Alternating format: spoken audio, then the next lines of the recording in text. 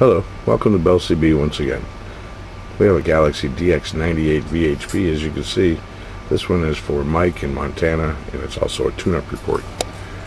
Now, Mike over here, I've got 10 watts dial up on my watt meter, and I got the radio's power all the way down. She's right close to 6 there, and maybe 6.5. And let's turn it to 100 watts across the bottom here,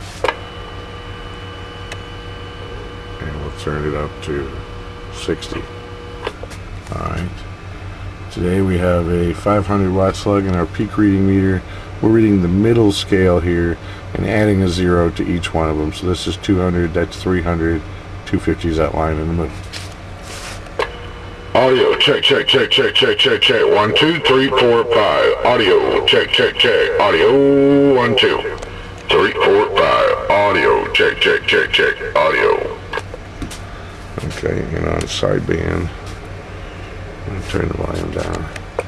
Audio check, check, check, check, check. 1, 2, 3, 4, 5. Audio 1, 2, 3, 4, 5. Audio. 1, 2, 3, 4, 5. Audio. Okay. Let's take a look out in the air.